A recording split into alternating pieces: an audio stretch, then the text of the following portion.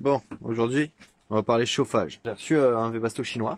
Enfin, j'ai commandé un Webasto chinois. Et j'ai acheté un peu de matériel en plus. Là, tous les cartons là, ces cartons-là, ce carton-là et ce sac-là, c'est que pour le chauffage. Et je crois que j'ai d'autres cartons à l'intérieur. Non, c'est... Donc l'idée, c'est d'installer un Webasto ici, là. Ici, c'est la cale, c'est un coffre, hein, normalement. Et là, c'est la cale, en dessous, c'est le réservoir des diesel. L'idée, c'est d'installer le Webasto, hop, quelque part, par là, pour, déjà pour le bruit.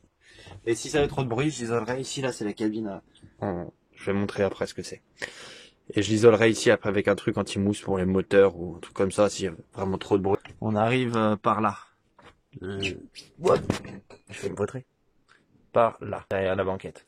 On verra comment ça se passe. Hop hop hop, c'est Dawazal du futur qui parle. Il a oublié de dire un truc important, ce marin d'eau douce.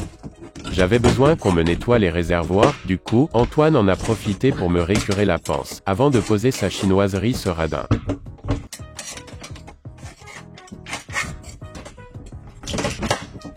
Ok. Bon, il est pas si gros que ça ce réservoir en fait. Bon, maintenant que j'ai tout, que j'ai enlevé la plaque, je vais mettre de ça là, petit popo, que j'utilise pour mes chiottes. Et je vais en foutre là-dedans, et puis après je vais aspirer, comme un cochon. Et puis voilà, même histoire.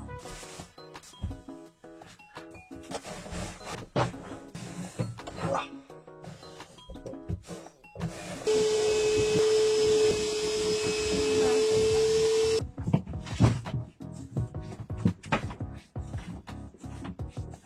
Du coup, voici le ouinge que je vais mettre. Oh, on a fait un petit truc, c'est pas incroyable. Je pourrais le coller, mais j'en vois pas trop l'utilité. Ça va être pincé, je serrer ça fort. Voilà, hop. J'ai avancé sur ça. Du coup, voilà, l'idée c'est de le poser là-dedans, là. J'ai fait le petit socle pour. L'idée c'est que la pompe, elle arrive là, toc toc toc.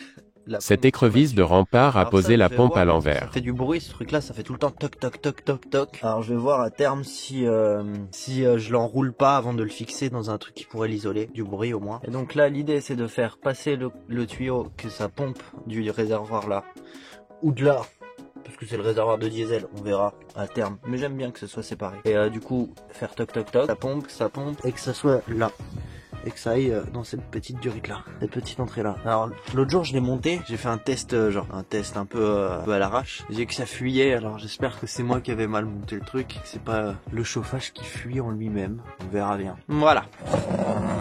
Du coup j'ai acheté ce truc là, ce truc là. J'ai acheté ce truc là, c'est un truc d'échappe de moto, pour les échappements de moto. Voilà. Normalement ça isole. Et petit serflex en métal, en acier. Bon, à partir d'ici Antoine a oublié d'expliquer ce qu'il se passe en gros. Il a posé un passe-coque échappement de la marque Webasto et a posé le pot d'échappement.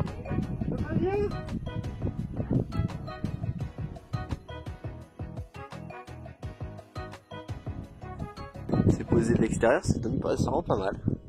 J'ai pas encore mis de Sika parce que comment dire,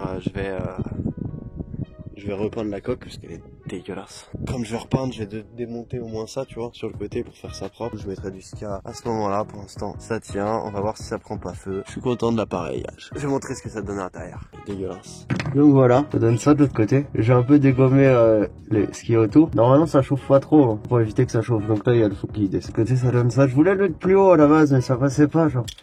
À ce niveau-là, là. Ça passait pas entre les deux. Voilà. Bon, on va essayer. Hein. Bon, là, ça fait une semaine le Webasto il est installé. J'ai pas filmé l'installation. Il y a pas eu pas mal de couilles. J'ai changé pas mal de trucs. La pompe, elle est plus à l'endroit du début de la vidéo. La pompe à diesel, hein, la petite pompe qui fait tac tac tac. Là, je l'ai mis dans la cale moteur. Je vais te montrer après. Il y a ça. Il y a le durite qui avait fondu sur le pot d'échappement. J'ai rajouté aussi le truc de pot d'échappement de moto. Ça, je l'ai remis par dessus. J'ai viré la cartouche. Il y avait une cartouche qui était fournie avec le Webasto qui fuyait de partout. Du coup, je l'ai viré. Le passe-coque fait office certainement de silencieux et du coup tout le bruit à l'extérieur. Là le truc qui tourne, il y a un bruit de ventilation et pas plus. Voilà. Il fait facilement 21 degrés dans le bateau.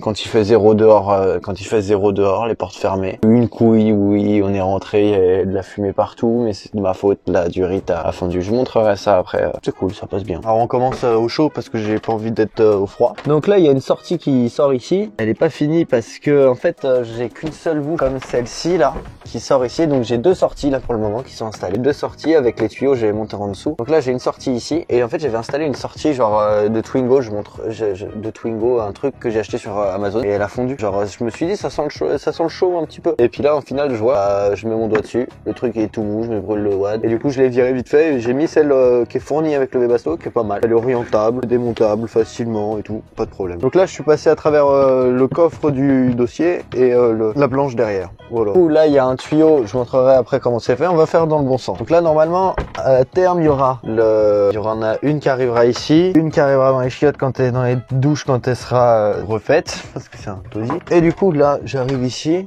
Alors le tuyau il est là, toc, il rentre dans le coffre.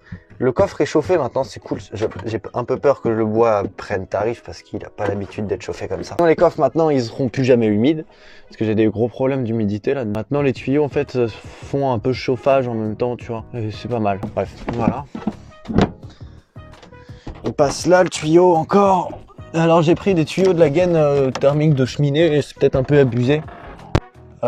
Mais j'aime bien. Et puis en plus ça transmet un peu la chaleur, ça fait un peu chauffage, un peu résistance, j'aime bien. Voilà. Regarde de pas lui mettre trop de coups parce que je crois que ça se pète vite quand même. Du coup là, top, petit chauffage le soir dans le lit chauffant, j'avoue, c'est une bonne idée. Maintenant on va passer à la partie extérieure. Nickel.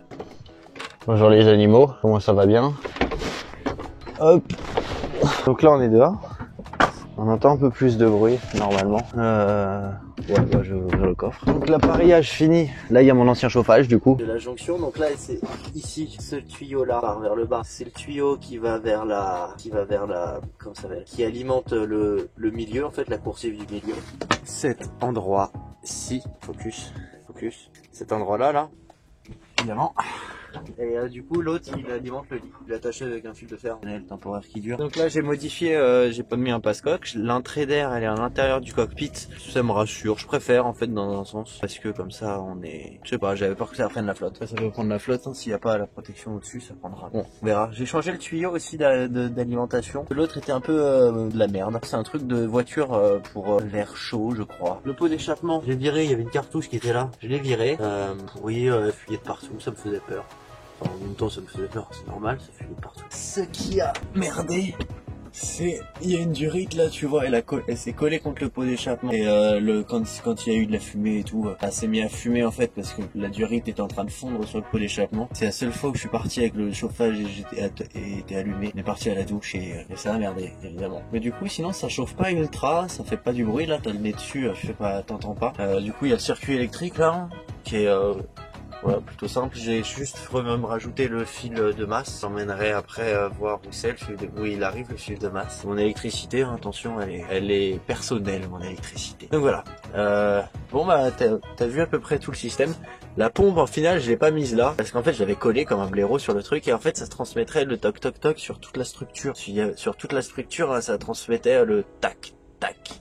Et en fait du coup j'ai trouvé cette solution, j'ai changé toutes les durites, hein, j'en ai racheté. Donc là voilà, il y a une durite qui va là-bas de 1 mètre et j'ai mis dans la calmoteur puisque dans la calmoteur théoriquement on entend moins les trucs. Ça a fonctionné. Et maintenant on va aller au niveau du réservoir et de la pompe à diesel que j'ai rajoutée. Donc là on est dans la cabine arrière, la cour des miracles. T'envoies mon électricité, ouais c'est la cour des miracles. Bref, la pompe à diesel fait tant de bruit, elle est là. Alors je l'ai laissée pendante, j'ai une pièce pour la maintenir et la coller, une petite scie en bloc en caoutchouc. Sauf que là ça marche bien en fait, tu vois, je l'ai accroché là, c'est accroché solidement, ça, j'ai serré comme un sagouin. Ça marche bien. Et alors oui, du coup cette durite est plus grosse. Oui, en effet. Cette durite est plus grosse, mais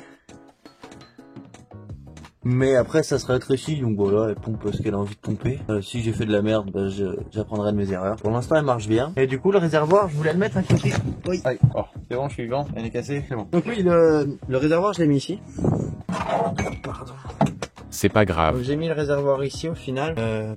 Parce que c'était plus simple à fort. Et comme ça je peux contrôler assez bien. S'il y a des fuites, s'il y a des couilles, c'est cool.